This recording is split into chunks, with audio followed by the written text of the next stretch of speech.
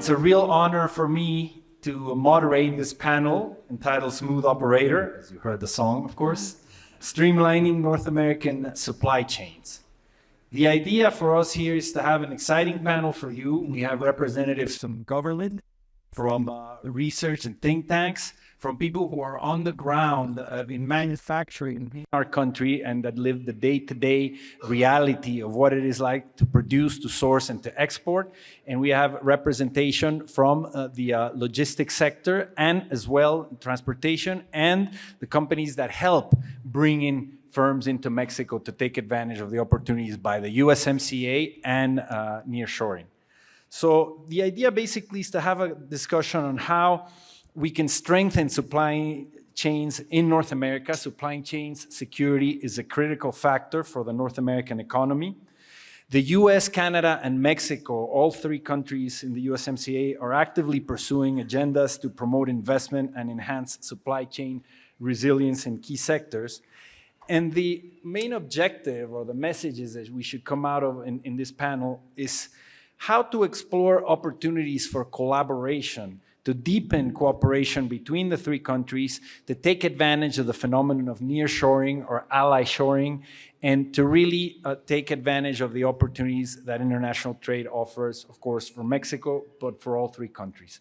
So I will quickly introduce our panelists. As I said, we have a first-rate group of representatives that are really moving the Mexican economy and analyzing it.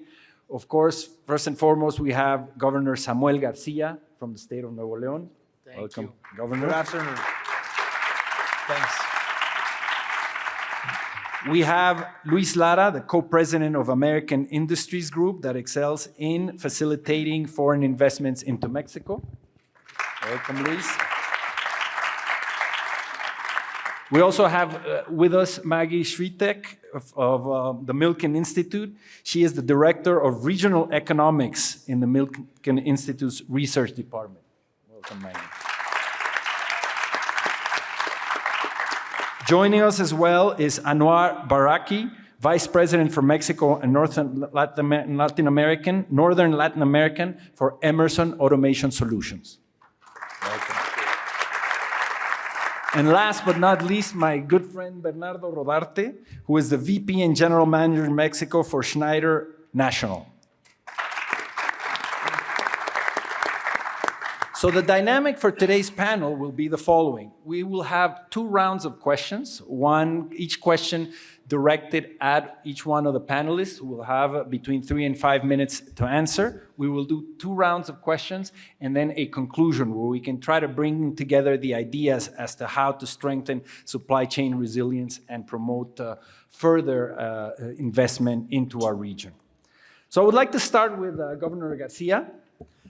It is clear that Nuevo León has been extremely successful in attracting foreign direct investment for many years and even more so today.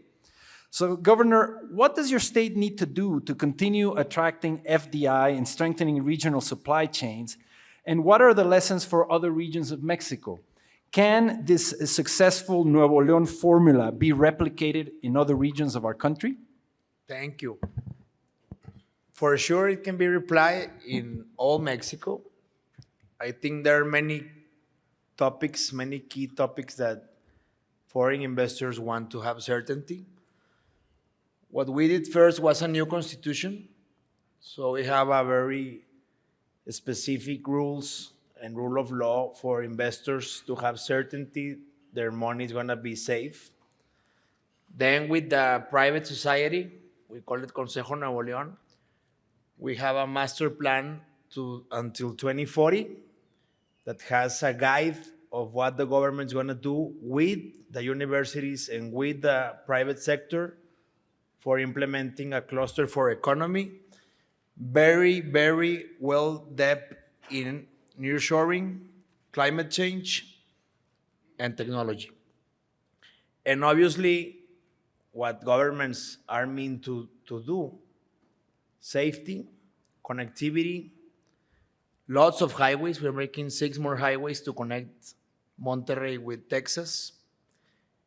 And human labor. I think that's the clue, the most important asset of Nuevo León.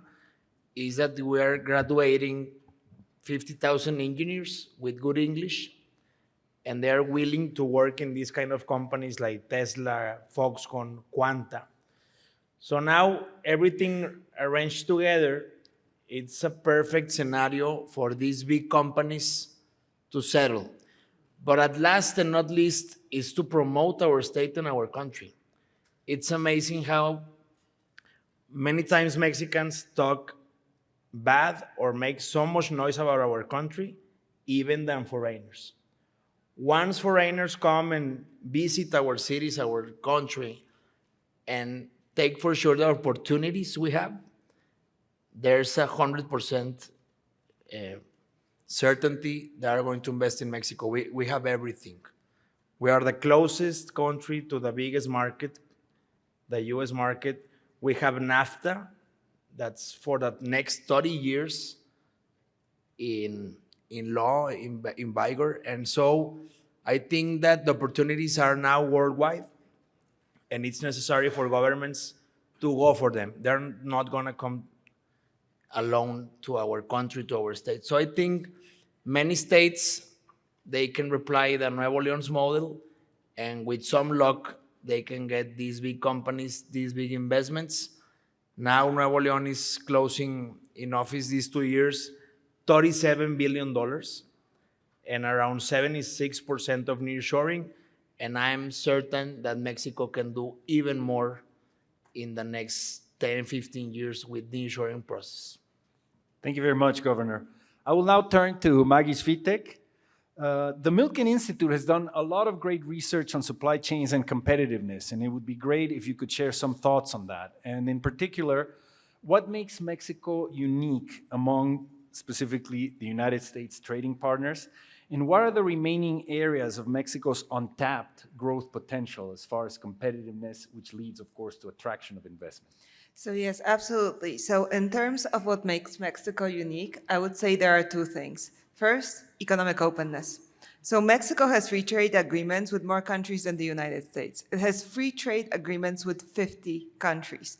And these are countries that include obviously North America, but multiple bilateral agreements with countries in the South and Center of America, Asia, and the European Union, of course.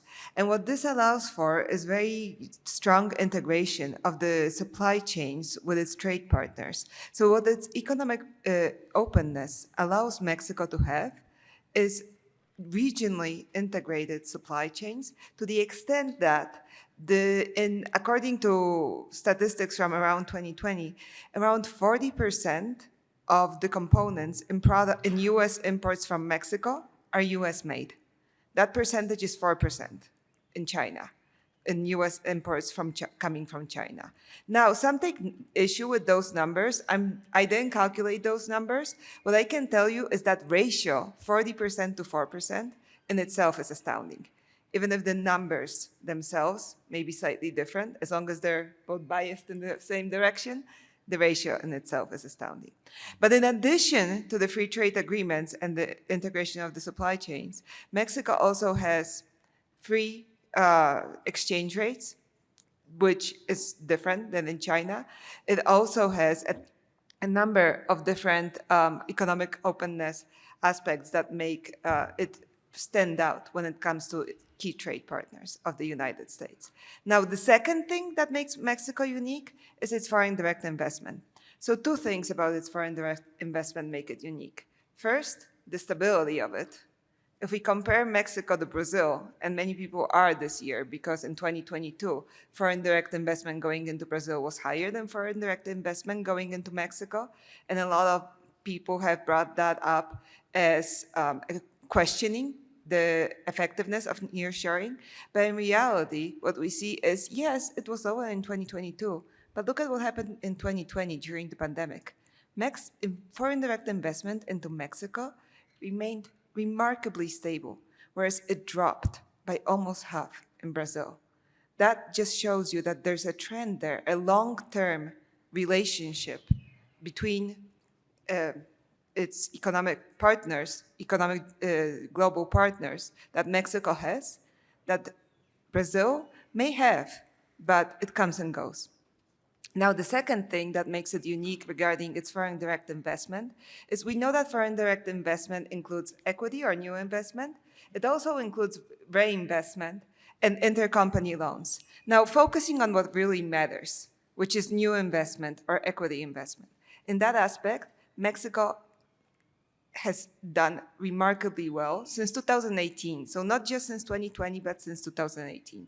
If we compare again Mexico to Brazil, and we look at trends since 2018, new investment going into Brazil has dropped slightly. New investment going into Mexico has increased dramatically by around 60%. And in fact, in the future, we could expect those trends to continue. And the reason why is because the new project announcements in Mexico are also high. In fact, they're higher than in any other Latin American country.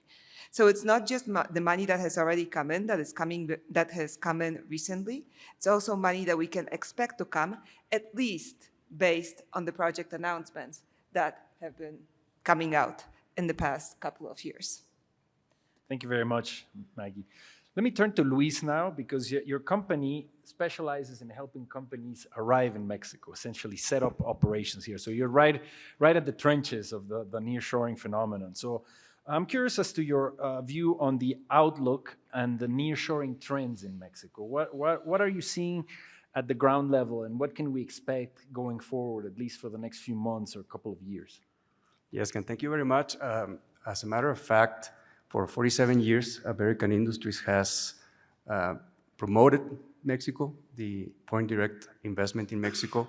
And I had the honor of talking to Anwar, and we had the privilege of helping one of Emerson's divisions get established in the city of Chihuahua in the late 90s. So it was a great experience for us. Very successful. Thank you. Thank you very much. Yes, I think developers, logistics partners, brokers, we are very busy right now, busier than ever. I think because of the China-U.S. relations and the pandemic, we are now experiencing the best time in Mexico. We were talking about waves of investment after the NAFTA was negotiated. I think that was the first or second big wave that we experienced in foreign investment, and I think right now is the next big wave of investment, and we are geared to take advantage of that situation. So we're, I think, living in very interesting times, very exciting, and we are very excited to be in this business right now. Wonderful, thank you very much. Let me now turn to Anwar. Anwar has had ample experience, not only in Mexico, but you were the general country manager for the company in Peru. So I'm interested to seeing your view in terms of what advantages has Mexico offered Emerson Electric as a sourcing destination, as a country to produce and to be able to supply many other industries that are growing in our region, and how do you see this compared to the rest of Latin America? Okay, thank you. First of all, let me give some background into Emerson Electric. Emerson Electric is an automation technology company with software. We're 14 billion globally. We have 130 manufacturing locations, of which 12 are in Mexico, so it's basically 10%. One is in your state, by the way. Great.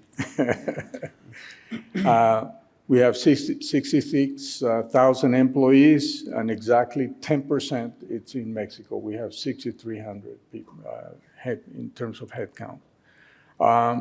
Mexico has always been and will continue to be strategically important for Emerson, not only because of the automation market, which is very large and it's very important, but also because of the fact that we've been able to navigate through the pandemic and through the geopolitical crisis, that it's happened because we tend to have a regional strategy in terms of where we serve our customers from and where we get our suppliers from. So 40% of what we produce in Mexico,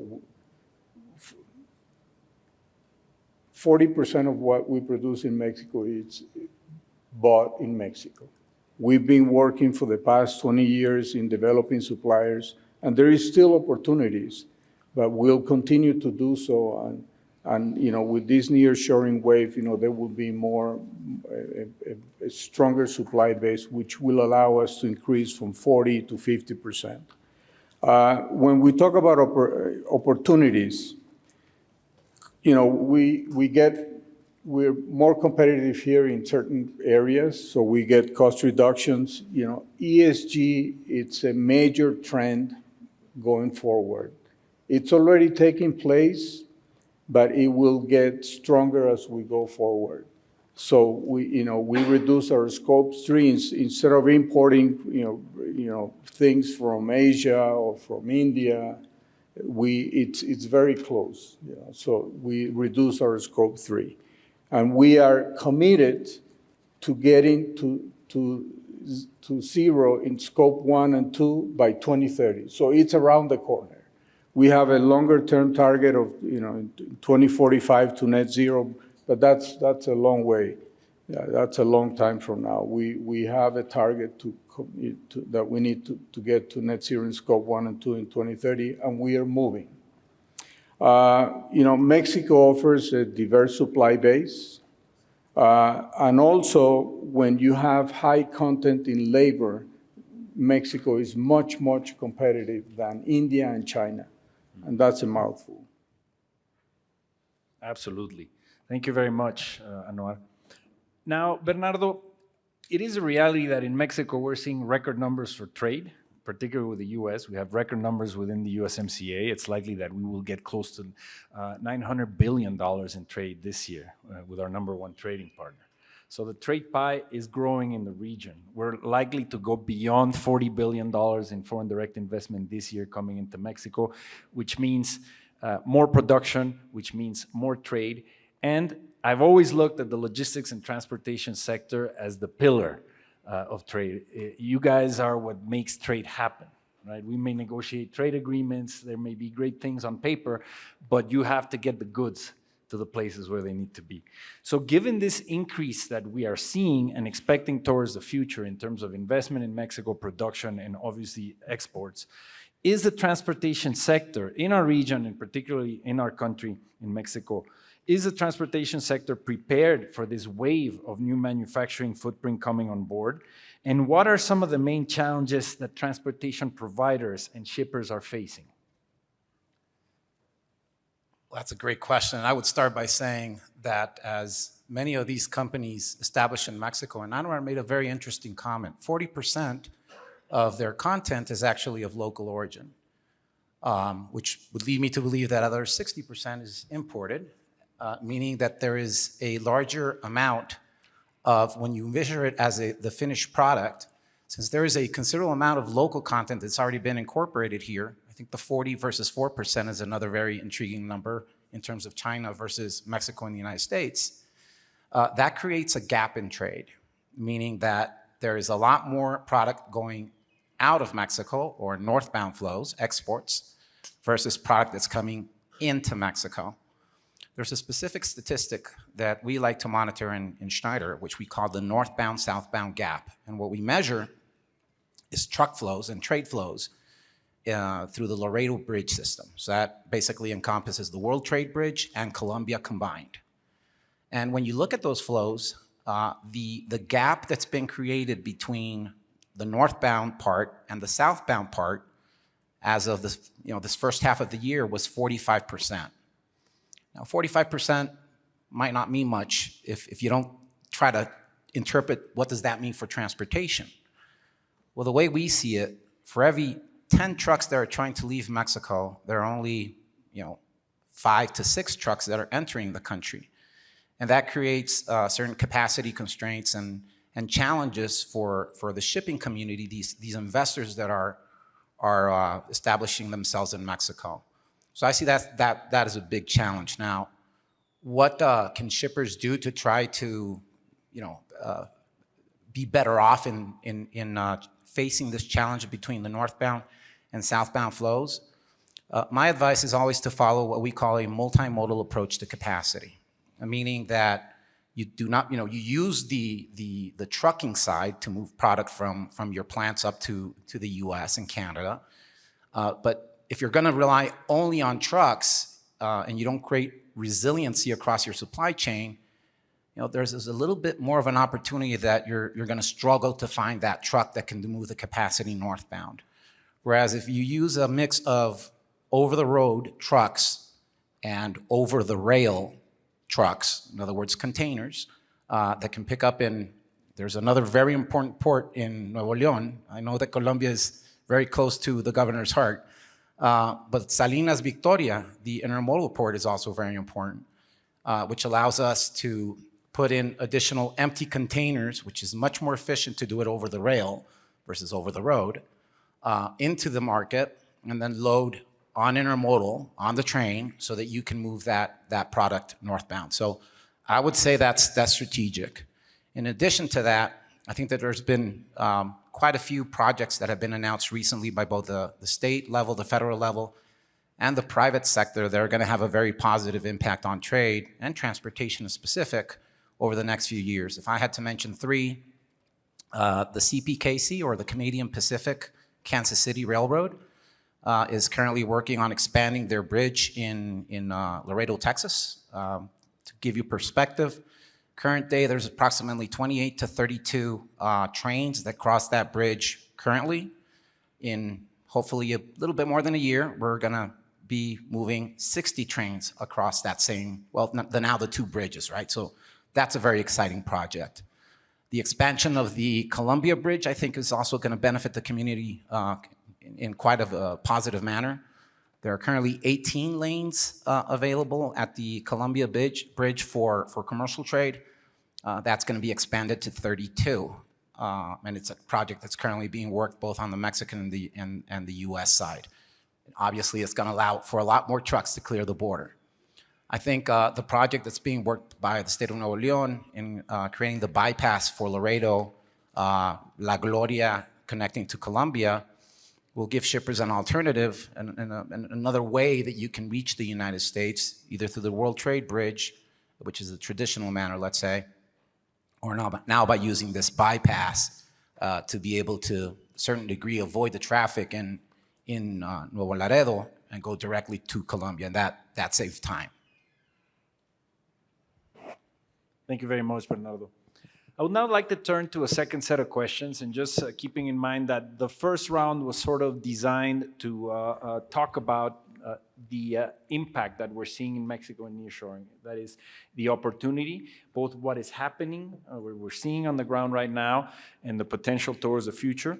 And in this second set of questions, I would like to delve more into some of the challenges that we have. How can we keep this trend going? How can we actually increase both the quantity and the quality of the investment coming into Mexico, and set up conditions to really, at the end of the day, accomplish what the North American leaders are setting out to do, which is creating the most competitive region in the world. So I will start with you, Governor, precisely because as we see Nuevo León, there's many reports in the press and otherwise that Nuevo León is receiving perhaps between 60 and 70% of the new foreign direct investment that is being committed to right now and in the last year and a half or so. And at the same time, how can the state deal with all of this investment coming in, which we know that will create structural pressures within the state? And how can the nearshoring momentum continue? And are there changes that need to be done at the state and also at the federal level in order to really be able to maximize this investment coming into the country? Sure. Well, I think the answer is infrastructure, because most of these companies, they want safe, well-connected, free highways. That's why we also have the project of the Columbia Bridge that is gonna double, but it's also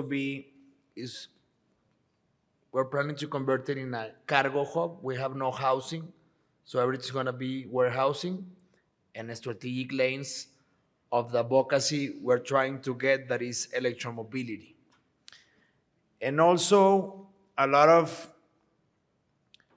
the security issues in this country, obviously it's a challenge, but it's not impossible to armor your state and to control every road, every highway, entrance and exits, to have specific police stations, ARCs, drones, and guarantee your companies and the foreign investments that their merchandise services, they can be ensembled and cross to the US without any insecurity troubling. And obviously quality life. I really think that mobility, having subways, having a good transport, public transport, having hospitals, schools, and the best universities are gonna help the ecosystem to work. Now, there are two matters that they are federal specific faculties, but the state can do a lot of things to improve them: water and energy. Our federal constitution states that they are federal exclusive tasks, but this does not avoid the states to work with the federal government. In our case, we had some water struggles, and working with the federal government, we just made an aqueduct, a new dam, a lot of wells, and a lot of sewage renewal.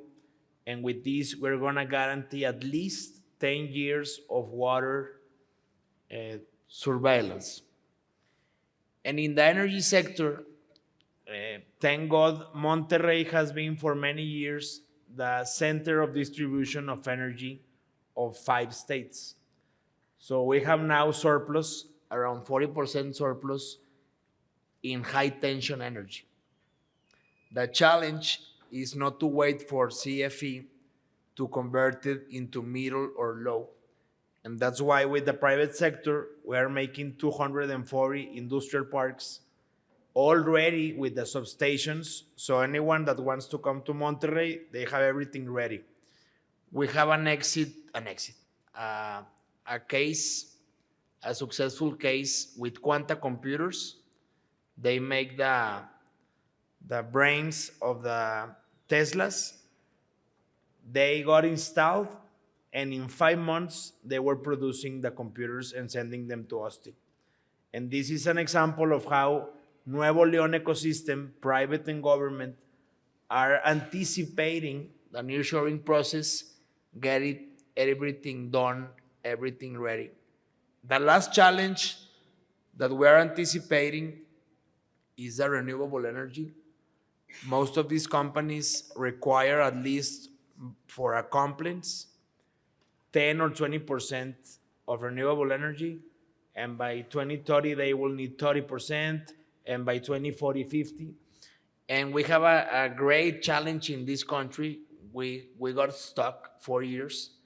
We need to invest in solar, wind, nuclear, hydrogen, or whatever it comes, so we can provide these new companies like Tesla, or that has world treaties of climate change, for them to settle and be accomplishing their objectives towards climate change. I think those two terms, we need a lot of support from the federal government. Well, 3: security, energy, and water, and the country will be ready to receive much more nearshoring than the one we have got. Great. Thank you, Governor. Maggie, now during the North American Leaders Summit earlier this year, and just recently at the high-level economic dialogue, high-level officials of Mexico, Canada, and the U.S., in this case in the bilateral meetings between U.S. and Mexico specifically, once again, the countries are talking about how to build this competitive region, how to work together to create a seamless production environment with strong supply chains in North America. Now, there are things happening in the United States that can help the process, not just within the US in terms of strengthening its competitiveness for sectors of the future, but that can also help Canada and Mexico. So in your opinion, how will US policies, recently approved laws such as the Inflation Reduction Act and the CHIPS Act, contribute towards achieving these ambitious objectives of strengthening North American production? Yes, so what now the incentives are going to do is they're going to do precisely that. They're going to generate incentives for companies, for North American companies, for American companies from the US to invest more in Mexico.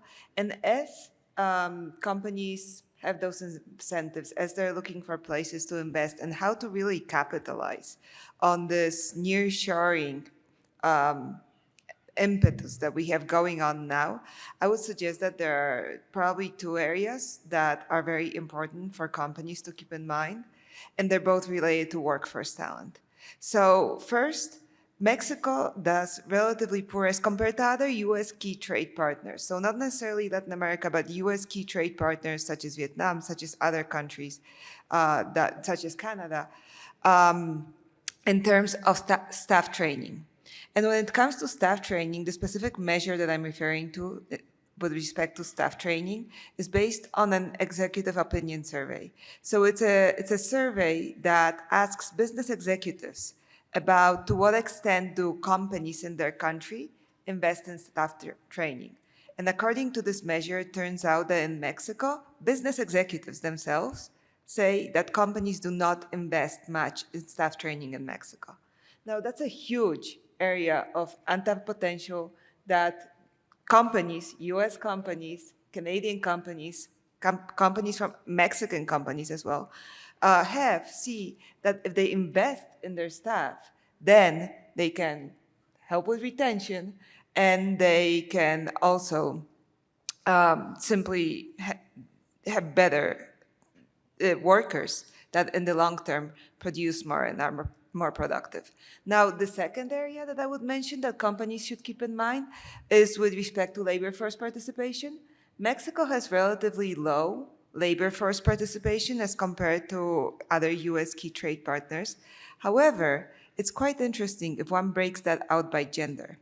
When we look at labor force participation of men versus women separately, actually when it comes to male labor force participation, in Mexico, it's higher than in the US, than in Canada, than in average OECD countries, but it's the female labor force participation that really drives the average down. Now, why is that? Is it because of culture? Is it because of not insufficient childcare support? Is it because of informal employment and the only data I have that's on formal employment? Honestly, I don't know, but it doesn't matter. Because even if it is, let's say it is because of informal employment, that still leaves it leads to the same conclusion. There's a huge untapped female potential among formal employers. Formal employers that can attract, train, and skillfully employ women have a huge area of potential increase in their productivity in the long term. And let me just comment that actually the remaining labor force potential is something that is spread throughout Mexico. Even in states that have been outperforming other parts of Mexico, such as Nuevo León, the female labor force employment is still way below the male labor force employment. So there's still potential for growth there.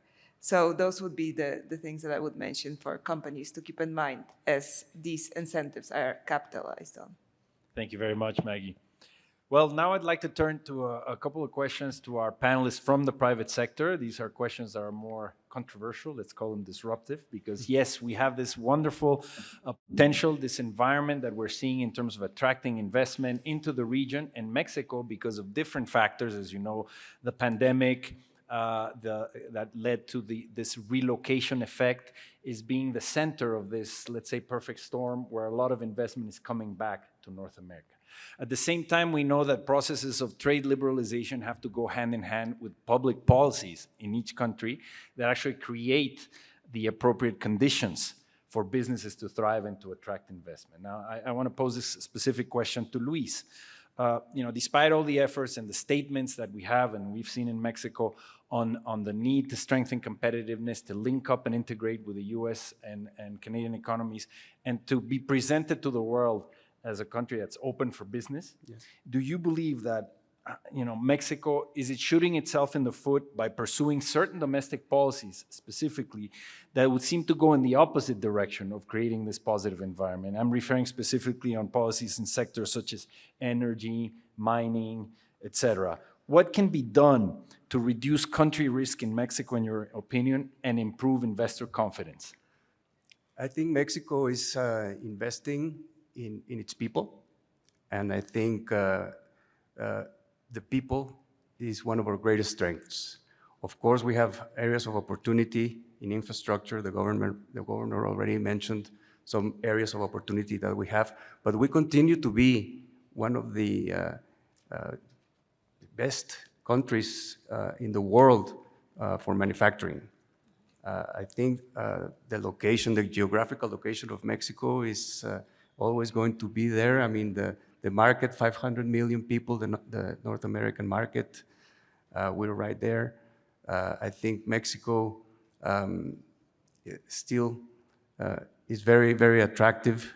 I think the comparative advantage of the lower cost that we have in Mexico is still a strength, but also the quality of our people and the quality of our labor is going to continue to be a very attractive part that companies are going to look for.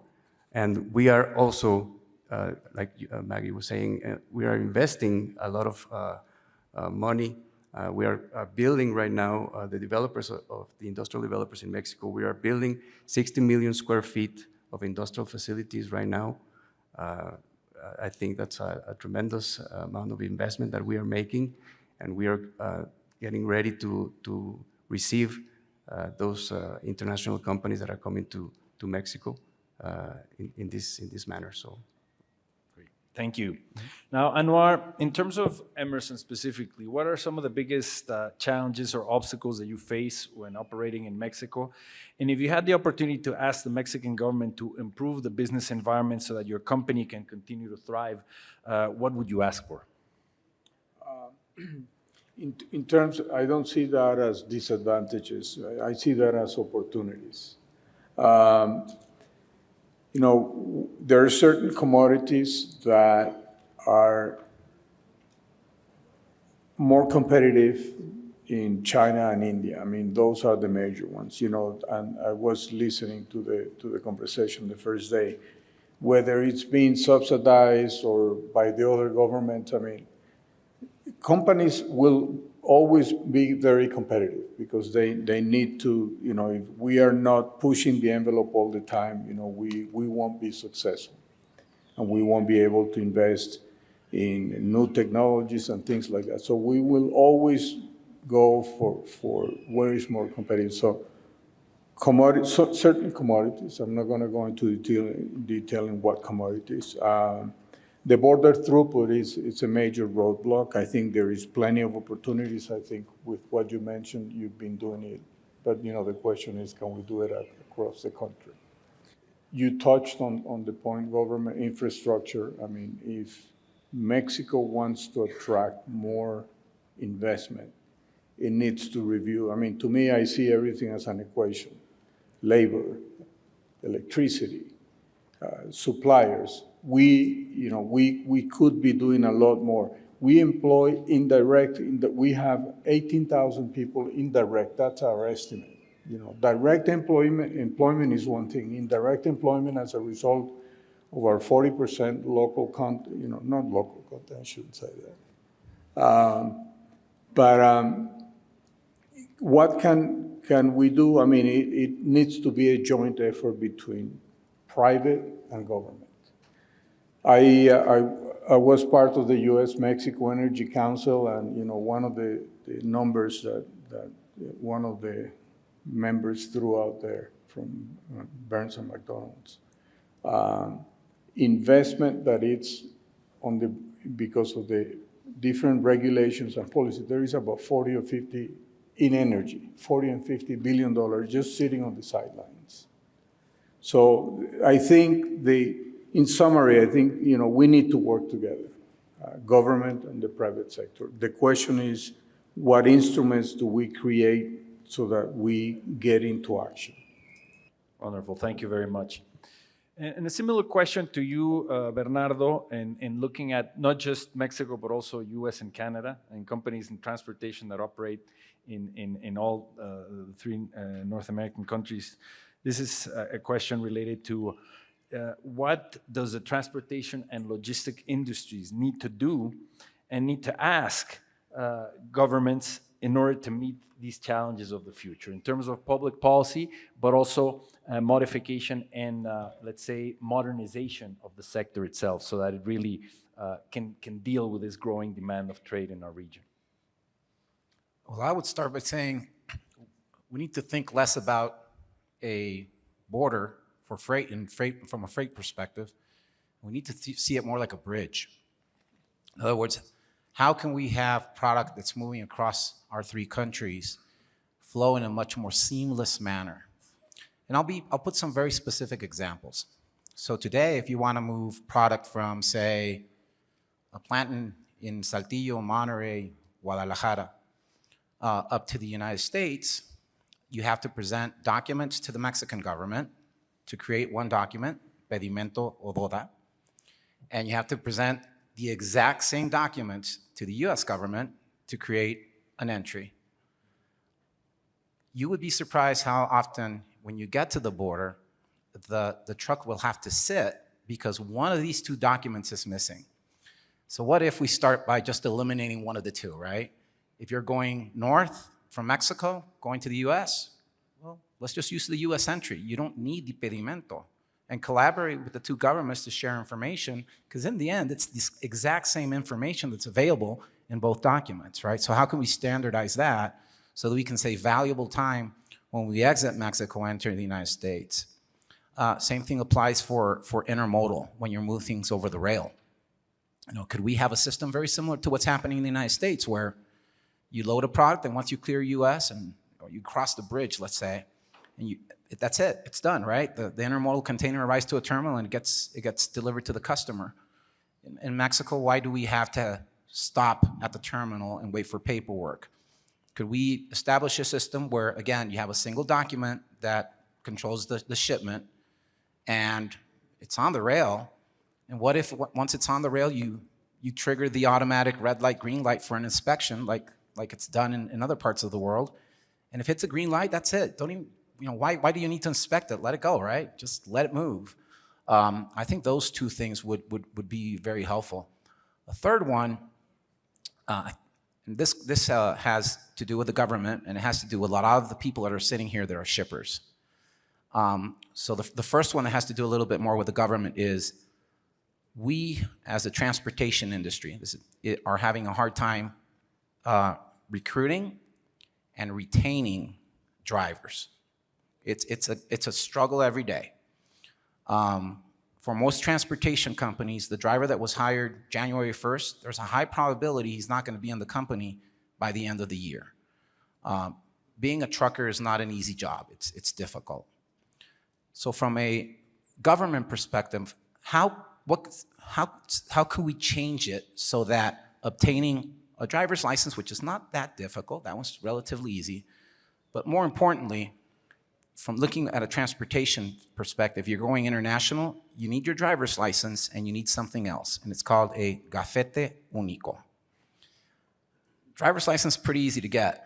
Gafete único, it's like herding cats. It's really, really difficult. And the time it takes to obtain one you can measure it in weeks, sometimes even months. So not only do we face, a challenge to retain a driver, if that driver does leave, getting a new driver and having him, come in with a gafete único is a challenge. So I think just speeding up the process to have both driver's license and, more importantly, gafetes únicos expedited so that you can obtain one in a few days versus a few weeks would be helpful. Now, what the shipping community can do, which we all need your help on, is what do we need to do to dignify the profession of a driver? They promote a tremendous service for all of us, right? They're what keeps our countries moving, literally. And when I talk about dignifying a driver's profession, it's really not nuclear science, it's little things. Like when a driver arrives to your facility, is there a restroom available for him, right? He's been on the road maybe 10 hours, and probably needs to use the restroom. Is there a restroom available for him? That's dignifying his profession. What can we do so that he enters your property and exits your property very, very quickly? How can that be measured in minutes versus hours? Because in the end, drivers have choice. And they can just, when you have 2 loads and you only have one driver, because the market is very, very tight, the driver actually has the right to make a decision. And he can decide, well, I can go to this factory. I know I'm going to spend probably 4 to 5 hours before I'm out. And their facilities are not necessarily very driver friendly. Yeah, they have one restroom, but if I want a Coke, I can't, I want a soda, I want a sandwich, I can't find one. Or I can go to this facility where they're very nice, they're very courteous to the driver, and I'm in and out in 30 minutes. Heck, I don't even need the Coke, right? Because they're so quick that I'm not gonna even have time to go buy one. If we have more of these companies, that's where the drivers are gonna prefer to go. And that's how you're gonna gain more capacity. So again, if I had to summarize, there's a lot of things that we could do from a customs regulation and Secretaría de Comunicaciones y Transportes type activities where we could be a lot more efficient in issuing permits and pedimentos. And from another perspective, make sure that we're always looking at how we can dignify the profession of a driver. And that will attract capacity to your plant. Thank you very much, Bernardo. These are all excellent suggestions. And as we are nearing the end of our panel, what I did throughout our discussion is sort of write down some of the takeaways, the main elements that everybody here with their great presentations and interventions have put on the table. I'd like to quickly summarize what I see as some of the key takeaways or elements that can strengthen supply chains in North America. Of course, we're focusing a lot on Mexico because that's where the nearshoring phenomenon is taking place as we speak in our region. And I see among these, and I'm just going to list them before going to our conclusion, where I'll ask one final question of each participant very quickly. Transportation and energy infrastructure as a key. Need for more security, both for the people, of course, of Mexico and for doing business. Access to energy, particularly renewables. Mobility was very important. The governor pointed out issues of quality of life, which also Bernardo is taking up here. In other words, the working conditions, the environment that you create for your workforce is essential. Water infrastructure is an essential element. Also, improving border infrastructure and crossing. I mean, I think that from the private sector perspective, these are the issues that are not on the front pages of the newspapers, but that are essential for the bottom line and for the efficiency of international trade. One key element is cooperation between the private and sector and the governments, both at the federal and at the state level. And I like the idea of a regulatory cooperation or regulatory improvement throughout the processes that have to do with international trade, whether it's transportation, manufacturing. And you touch upon an issue which could be the subject of an entire other panel, which is labor shortages, both of drivers in the trucking and also the availability of skilled workers. I mean, and that's something that in states like Nuevo León, where you're having so much investment coming in and all this demand, you're gonna have to continuously be cranking out more engineers. I heard you yesterday in Concamín talk about the number of engineers that Nuevo León is producing, and that's great. We need to replicate that in other states as well, and to really be able to have that skilled workforce meet the demands of what we'll see in the following years.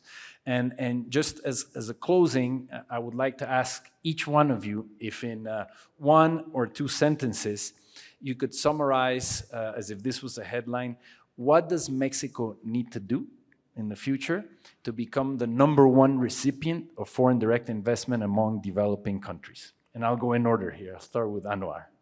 1 or 2 sentences. I think it's tough to summarize what you just said in 1 or 2 sentences because in reality you summarize it very well.